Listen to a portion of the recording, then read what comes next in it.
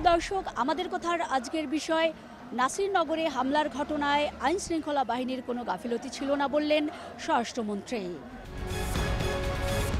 ব্রাহ্মণবাড়িয়ার নাসিরনগরে যে ঘটনাটি ঘটেছে সেটি যদি আইনশৃঙ্খলা বাহিনী আরেকটু তৎপর হতো তাহলে হয়তো সেই ধরনের অনাকাঙ্ক্ষিত ঘটনাটি ঘটে যেত না।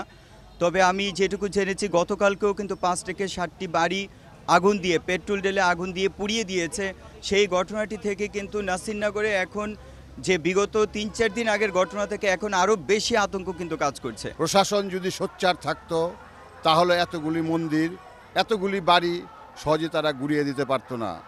আমরা অনুরোধ করব আপনি সরজমিনে সেখানে যান, গিয়ে দেখুন আমাদের সম্প্রদায়ের লোকেরা কি দুর্বিষহ দিন যাপন করছে। আইনশৃঙ্খলা বাহিনীর সম্পূর্ণ গাফিলতা ছিল এবং তাদের ইন্ধন ছিল।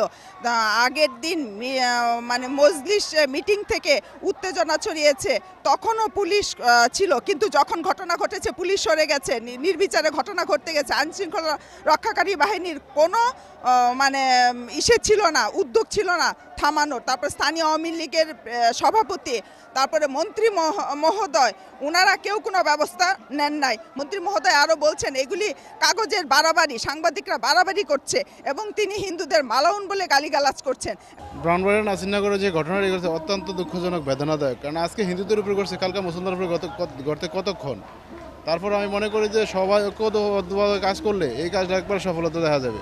স্বরাষ্ট্রমন্ত্রী যদি আরও আইনকে তৎপরতা দেখায় তাহলে আরও ভালো কিছু হবে। তাহলে আজকে যদি হিন্দুদের উপরে ঘটনা ঘটে তাহলে সারা বাংলা জাতির উপরে কলঙ্ক এরা। যেমন মুক্তিযুদ্ধের বিচার অনেকদিন পরে হয়েছে, এটার বিচারও হবে ইনশাল্লাহ।